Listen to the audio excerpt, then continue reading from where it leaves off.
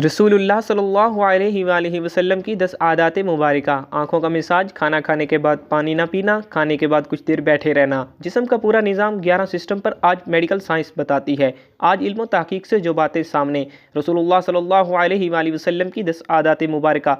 आप सल्लल्लाहु अलैहि वसल्लम पूरी हयात तय्यबा बीमार ना हुए।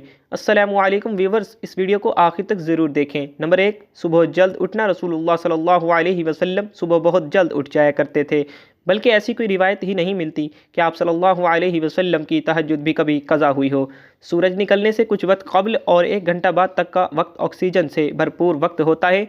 आज साइंसी तहकीक की बुनियाद पर सेहत के एतबार से 24 घंटों में ये बेहतरीन वक्त होता है कि जिसमें आपको ज़्यादा से ज़्यादा ऑक्सीजन देने का मौका मिलता है, जो कि आपकी सेहतमंद ज़िंदगी के लिए एक बेहतरीन मुफीद अमल है। नंबर 2, आँखों का मसाज। सुबह नींद से उठने के बाद रसूलुल्लाह सल्लल्लाहु अलैहि वसल्लम आँखों का मसाज फरमाया करते थे।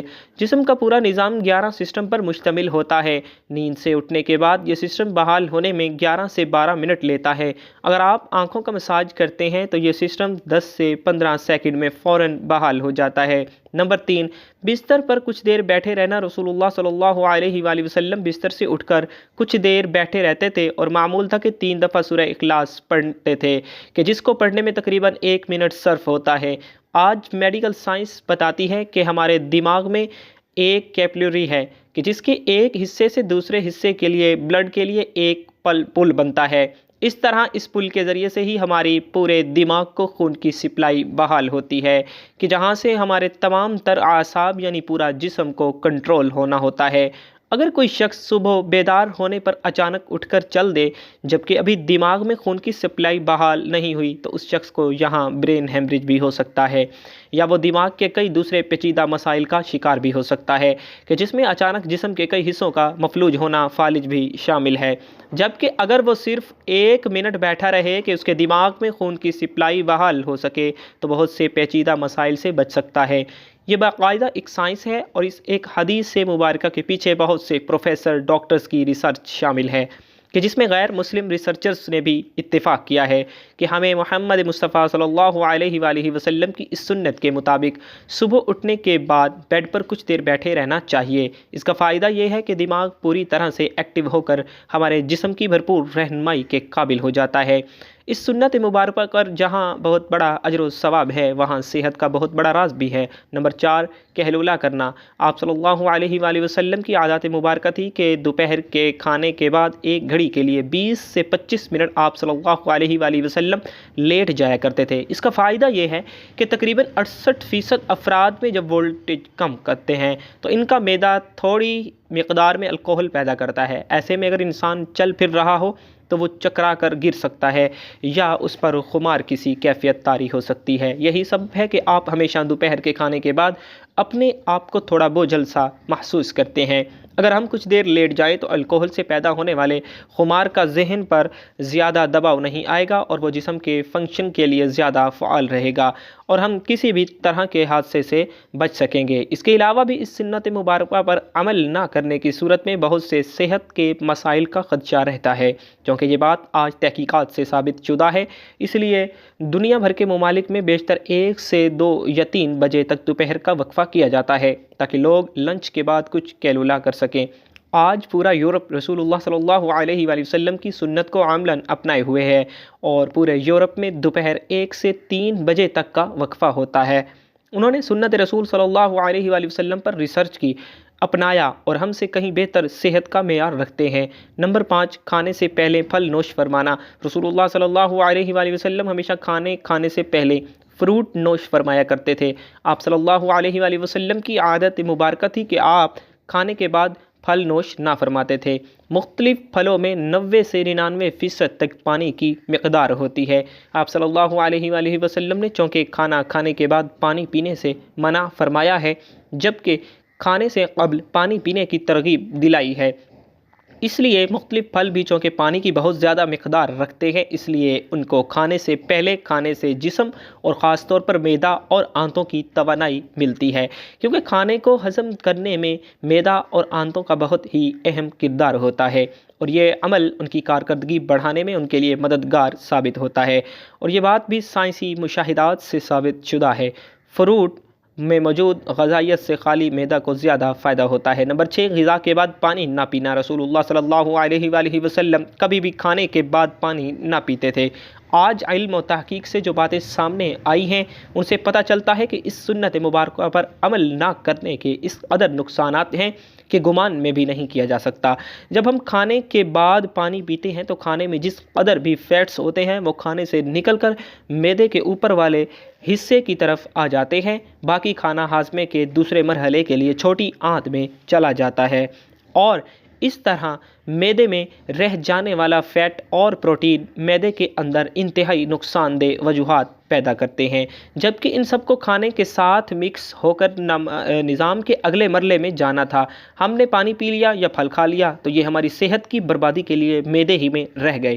ایک حدیث سے رسول صلی اللہ علیہ وآلہ وسلم کا مفہوم ہے کہ اگر کھانا کھا لینے کے بعد پانی کی حاجت ہو تو محض چند ایک گھونٹ لے لو اور اس کے بعد روٹی کا ایک لقمہ کھا لو۔ جاپانی تحقیق ہے کہ کھانے کے بعد پانی پینے سے جو فیٹ اوپر آ رہے تھے اور آپ نے جو بعد میں لقمہ کھا لیا تو فیٹس کے اوپر آنے کا سلسلہ نہ صرف وہیں رک جاتا ہے بلکہ وہ دوبارہ غذا کا حصہ بن جاتے ہیں۔ اس لیے کھانا کھانے کے بعد پانی ہرگز نہیں پینا چاہیے کہ جو پیٹ میں نہ صرف گیسز، تیزابیت، بدہضمی کا باعث بنتے ہیں بلکہ بہت سے دل کے امراض کا تعلق بھی اسی سنت مبارکہ پر عمل نہ کرنے کے سبب سے ہی ہے۔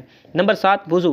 ہم دن میں 5 فرض نمازوں کے لیے کم از کم 5 بار وضو کرتے ہیں، کیونکہ وضو کے بغیر نماز نہیں ہوتی، اور منہ، ناک، ہاتھ، بازو، سر اور پاؤں دھوئے بغیر وضو نہیں ہوتا، یعنی دن میں 5 بار ہم جسم کے ان تمام اعضاء کو دھوتے ہیں۔ وضو میں ہم جسم کے تمام ظاہری اعضاء دھوتے ہیں کہ جن پر مٹی اور کاربن لگ جاتی ہے۔ آج سائنسی مشاہدات یہ بات ثابت کرتے ہیں کہ جسم کے جن اعضاء پر مٹی یا کاربن لگ جاتی ہے تو اگر ان کو صاف نہ کیا جائے اور وہ جسم کے اس حصے پر زیادہ دیر لگے رہیں تو ان اعضاء اور دوا کا کنیکشن کمزور ہو جاتا ہے، یعنی جسم کا اعصابی نظام کمزور ہو جاتا ہے، چنانچہ وہ مسلسل دماغ کو یہ پیغام بھیج رہے ہوتے ہیں کہ جسم پر کوئی چیز آ گئی ہے اور اس کی صفائی کا اہتمام کیا جائے۔ اگر ایک شخص صبح عمود ہوتا ہے اور اس کے بعد شام میں آ کر دھوتا ہے تو اس کے اعضاء اور دماغ کا تعلق کمزور پڑ جاتا ہے کہ جس کے بعد میں وہ بہت سے اعصابی مسائل کا شکار ہو سکتا ہے۔ اسلام کم از کم دن میں 5 بار آپ کے اعضاء کی صفائی کا بندوبست کرتا ہے اور جمعہ کے روز ناخن، زیر ناف اور بغلوں کے غیر ضروری بال کاٹنے سمیت مکمل صفائی کا اہتمام کرتا ہے۔ رسول اللہ صلی اللہ علیہ وآلہ وسلم نے نہ صرف ایسا کرنے کا حکم فرمایا ہے بلکہ یہ سب آپ صلی اللہ علیہ وآلہ وسلم کی سنت مبارکہ کا حصہ بھی ہے۔ نمبر 8، جلد سونا۔ رسول اللہ صلی اللہ علیہ وآلہ وسلم کی ایک اور عادت مبارکہ یہ بھی تھی کہ آپ صلی اللہ علیہ وآلہ وسلم رات کو جلد سو جایا کرتے تھے۔ عموماً آپ صلی اللہ علیہ وآلہ وسلم نماز عشاء کے فوراً بعد سو جاتے تھے، یعنی رات جلد سونا اور صبح جلد اٹھنا آپ صلی اللہ علیہ وآلہ وسلم کے معاملات میں شامل تھا۔ ہماری بایولوجیکل واچ جو کہ ہمارے پورے جسم کے نظام کو منظم کرتی ہے، جب یہ باہر اندھیرا دیکھتی ہے تو یہ آپ کے جسم کو سونے کا سگنل دے دیتی ہے۔ جسم کو تیاری کے لیے یہ 1.5 سے 2 گھنٹے کا ٹائم دیتی ہے کہ اس وقت تک آپ کو لازمی سونا ہے۔ نوٹ کیجیے کہ نماز مغرب اور نماز عشاء میں بھی تقریباً اتنا ہی دورانیہ ہوتا ہے۔ اس کا فائدہ یہ ہوتا ہے کہ آپ کے جسم کے اندر بایولوجیکل واچ کے تحت ایک ڈاکٹر جاگ جاتا ہے جو آپ کے پورے جسم کی مینٹیننس کرتا ہے۔ اگر کہیں زخم آ گیا ہے اور اس کو ریپیئر کرے گا، اور اگر جگر یا کسی اور اعضاء میں کچھ مشکل ہے تو اس پر بھی کام کرے گا، بلکہ سونے کے بعد سب سے پہلے جگر پر ہی کام ہوتا ہے۔ اور جو جگر کے مریض ہیں ان کے لیے یہ رائے بھی ہے جہاں وہ اپنا علاج کر رہے ہیں وہ اپنی جگہ لیکن اپنی نیند کے نظام کو بہتر کر کے اپنے جسم کے ڈاکٹر کا علاج کا موقع دیجیے۔ اور پھر اس کے ثمرات دیکھیے۔ رات 10 بجے سے 12 بجے تک جگر اور اس کے ارد گرد کے اعضاء کی مینٹیننس ہوتی ہے اور اس کے بعد درجہ بدرجہ پورے جسم کی مینٹیننس ہوتی ہے، اور یہ عمل روزانہ کی بنیاد پر ہوتا ہے۔ اللہ رب العزت نے آپ کے جسم میں ایک آٹومیٹک نظام رکھا ہے، اور یہ نظام تب کام کرتا ہے کہ جب آپ جلدی سونے کی عادت اپناتے ہیں۔ عہد جہالت میں عربوں میں ایک رواج تھا کہ رات کے کھانے کے بعد ان کے ہاں شعر و شاعری اور دیومالائی کہانیوں کی محفلیں ہوتی تھیں جو رات گئے 2 بجے تک چلتی رہتی تھی، اور اس ماحول میں رسول اللہ صلی اللہ علیہ وآلہ وسلم کا رات جلد سونا بھی ان کے نزدیک ایک قابل اعتراض عمل تھا۔ یہ تو عہد جہالت تھا، لیکن آج ماڈرن دور کا دعویٰ کرنے والے ہم مسلمانوں کے ہاں بھی دیر تک جاگنے کو نہ صرف قابل اعتراض نہیں سمجھا جاتا بلکہ کچھ حد تک تو قابل فخر بھی جانا جاتا ہے۔ عہدے جہالت کی محفلوں کی جگہ آج ماڈرن انٹرنیٹ اور سیٹلائٹ ٹیکنالوجی نے لے لی ہے، لیکن جلد سونا رسول اللہ صلی اللہ علیہ وآلہ وسلم کے معاملات میں تھا، کیونکہ جسم کے اندرونی ڈاکٹر کی افادیت سے واقف تھے، اور یہی وجہ ہے کہ پوری حیات مبارکہ میں رسول اللہ صلی اللہ علیہ وآلہ وسلم ایک لمحے کے لیے بھی بیمار نہیں ہوئے۔ نمبر 9، مسواک کرنا۔ رسول اللہ صلی اللہ علیہ وآلہ وسلم مسواک کو بہت ہی پسند فرماتے تھے، اور خصوصاً دن میں 5 دفعہ ہر نماز میں وضو کے ساتھ تو ضرور اس کا اہتمام فرمایا کرتے تھے۔ اس کے علاوہ بھی جب گھر تشریف لاتے، کسی محفل میں حاضری سے پہلے غرض موقع با موقع مسواک کا اہتمام کرتے، اور مسواک کو بہت ہی محبوب رکھتے تھے۔ ہوتا یہ ہے کہ جب ہم کھانا کھاتے ہیں تو دانتوں کے درمیان کھانے کی کچھ نہ کچھ ذرات ضرور رہ جاتے ہیں، اور کھانے کے 1 گھنٹے بعد ان میں بیکٹیریا پیدا ہو جاتے ہیں۔ محسوس کیجئے گا کہ دانتوں میں رہ جانے والے ذرات 2 گھنٹوں پر نرم ہو جاتے ہیں، اور اس کی وجہ یہ بیکٹیریا ہی ہیں۔ اس لیے ہمیں کہا گیا ہے کہ کھانے سے پہلے یعنی کہ سونے سے پہلے مسواک کا اہتمام کیا جائے، ورنہ یہ آپ کے ہارٹ اٹیک کا بھی سبب بن سکتی ہے۔ آج امریکہ اور مغربی ممالک میں صبح اٹھتے بغیر دانت منہ صاف کیے کھانے پینے کا رواج عام ہے، جو ان میں طرح طرح کی بیماریوں کا سبب بن رہا ہے۔ آسٹریلیا کی یونیورسٹی نے ہارٹ اٹیک کے 500 مریضوں پر تحقیق کی۔ انہوں نے جہاں اور بہت سی وجوہات کو بیان کیا، وہاں ایک کامن وجہ یہ بھی سامنے آئی کہ یہ لوگ ٹوتھ برش کرنے کے عادی نہ تھے، جس کے سبب ان کے دانتوں میں جمع میل پیٹ میں جا کر اس قدر ملٹی پلائی ہوا کہ وہ ہارٹ کی آرٹریز کو بلاک کرنے کا سبب بنا۔ ان کو ہارٹ اٹیک کا اصل سبب ان کے دانتوں کا میل تھا، جبکہ ہمیں رسول اللہ صلی اللہ علیہ وآلہ وسلم نے مسواک کی اس حد تک تلقین فرمائی کہ ایک موقع پر فرمایا کہ اگر امت پر بھاری نہ ہوتا تو میں امت پر مسواک کو فرض قرار دے دیتا۔ آج کی ماڈرن سائنس یہ ثابت کر چکی ہے کہ جن لوگوں کو ٹوتھ برش زیادہ استعمال کرنے کی عادت ہوتی ہے، ان کو غصہ کم آتا ہے، اور وہ اکثر ٹھنڈے مزاج پر سکون رہتے ہیں۔ جس شخص کو زیادہ غصہ آتا ہو، بلڈ پریشر اکثر ہائی رہتا ہو، طبیعت میں بے چینی، تو وہ زیادہ سے زیادہ مسواک کیا کرے۔ 2-3 ماہ ہی میں وہ اس کے حیران کن معجزاتی اثرات پائے گا۔ نمبر 10، ہفتے میں 2 روزے۔ رسول اللہ صلی اللہ علیہ وآلہ وسلم کے معاملات میں پیر اور جمعرات کا روزہ بھی شامل تھا، اور آپ صلی اللہ علیہ وآلہ وسلم نے ان روزوں کو رکھنے کی ترغیب بھی دلائی، یعنی کہ ہفتے میں 2 روزے۔ رسول اللہ صلی اللہ علیہ وآلہ وسلم کا قول مبارک ہے کہ مسلمان 1 آنت میں کھانا کھاتا ہے، جبکہ کافر 3 آنت میں، اور ہمیں نصیحت فرمائی کہ جب خوب بھوک لگے تو کھانا کھاؤ، اور ابھی بھوک باقی ہو تو چھوڑ دو۔ یہ عمل آج جدید میڈیکل کی زبان میں آٹوفیجیا کہلاتا ہے۔ یہ انسانی جسم کو صحت مند رکھنے کا بہت ہی عظیم راز ہے۔ ہوتا یہ ہے کہ جب ہم معمول کے مطابق اپنی ضرورت سے زیادہ کھانا کھاتے رہتے ہیں تو جسم میں فالتو پروٹین فیٹس اکٹھے ہو جاتے ہیں، جو کہ جسم کی ضرورت سے زائد ہونے کے سبب جسم میں زہر کا کردار ادا کرتے ہیں اور مختلف بیماریوں کا سبب بنتے ہیں۔ آج کی عام بیماریاں شوگر، کولیسٹرول اور بلڈ پریشر کے بنیادی سبب یہی فالتو فیٹس ہی بنتے ہیں۔ جب آپ کو بھوک لگتی ہے تو جسم کے ہنگر جوسز یعنی جسم میں کھانا ہضم کرنے کا خود کارنے نظام پوری طرح سے تیار ہو جاتا ہے، اور اگر ہم نے 100 لقمے کھانے تھے مگر 70 پر ہاتھ روک لیا تو باقی 30 لقمے کی جن کی جسم کو ضرورت تھی، جسم کو ضرورت ایکسٹرا پروٹین اور فیٹس کو کھا کر پورا کرتا ہے۔